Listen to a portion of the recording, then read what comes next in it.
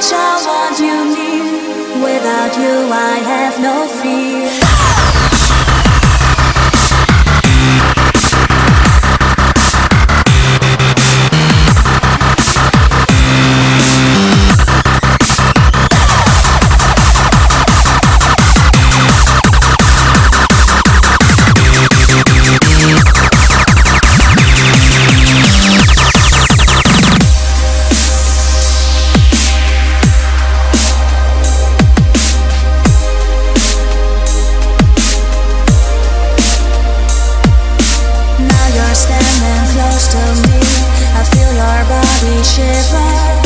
It's not that I can't set you free.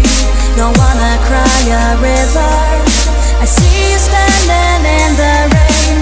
Without you I go insane. I feel your touch, I want you near. Without you I have no fear. Have no fear. Have no fear. Have no fear. Have no fear.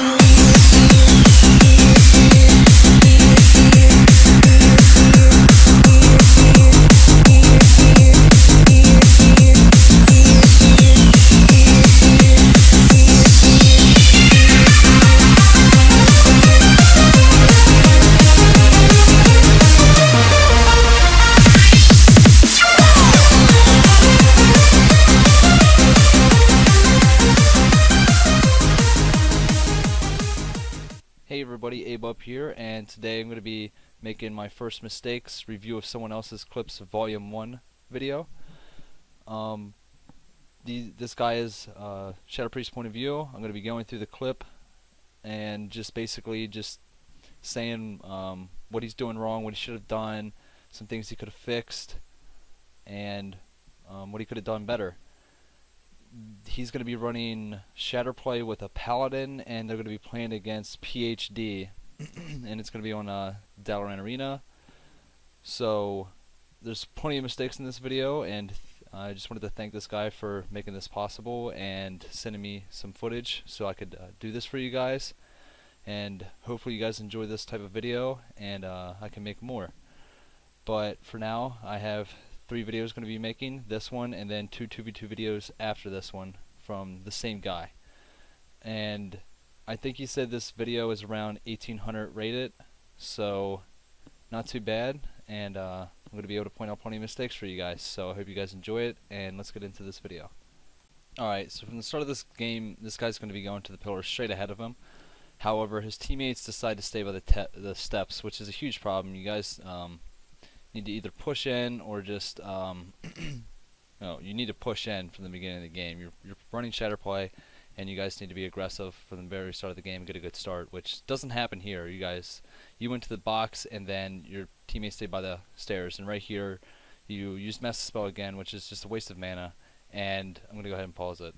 Alright, so you've already used 2 Master Spells for pretty much no reason. It's just a waste of mana, and right now you're stuck out in the open because, I mean, all 3 of you are stuck out in the open because none of you pushed in. That's what should have happened from the beginning of the game. All 3 of them were grouped up behind the boxes, and you should have immediately just noticed that and rushed straight in and got that triple fear, or split them up into the open and stayed at those boxes so you guys could LOS the hunter and his damage. And you'll see here shortly that you guys are just getting pounded out in the open by this hunter, and he's just turreting damage into you, which is pretty bad.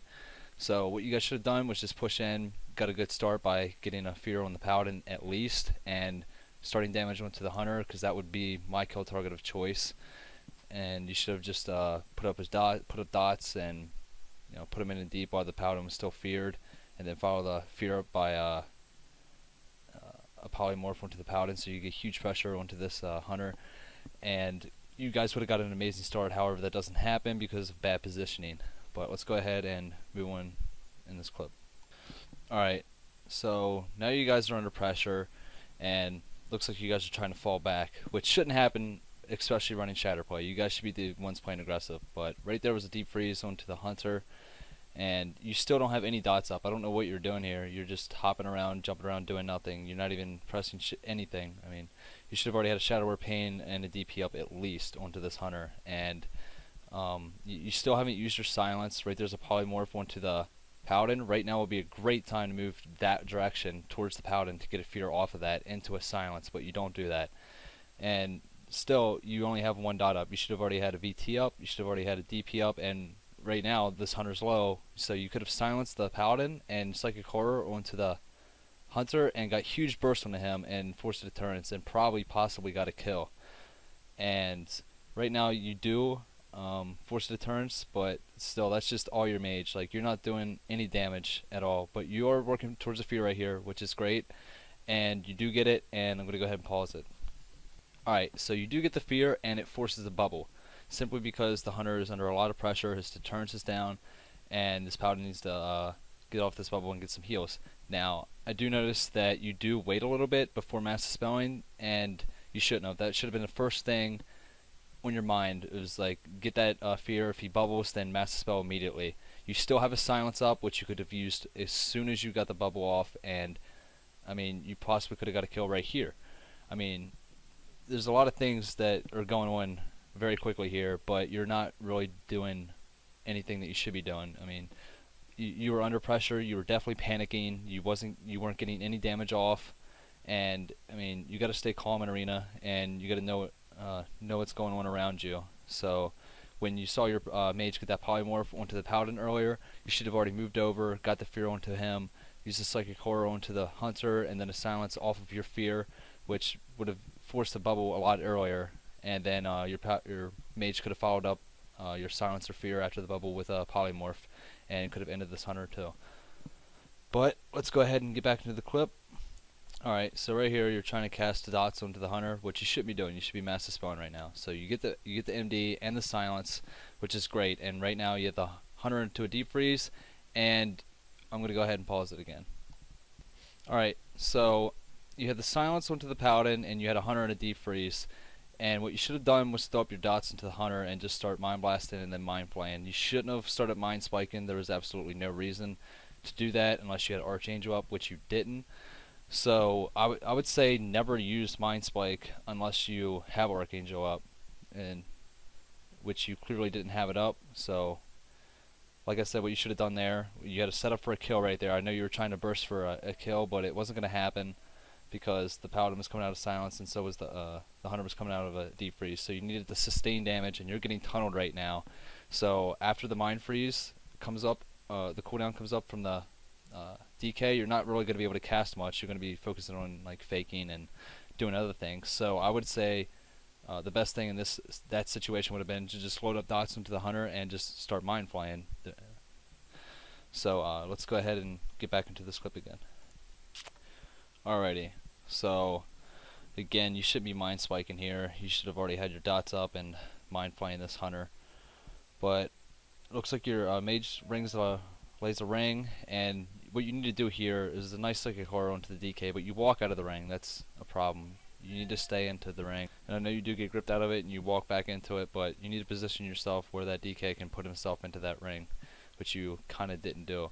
And right here, the Paladin's in a polymorph, and you should have already moved over. Your fear's off the cooldown, and you needed to get a fear off of that.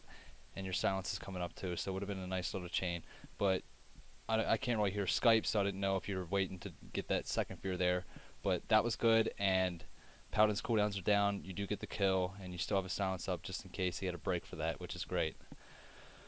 But that concludes this first volume of this, and I hope I wasn't too harsh with my commentary here. I was just pointing out simple mistakes and stuff you could have done better, and I hope you guys enjoy this, and see you guys next time.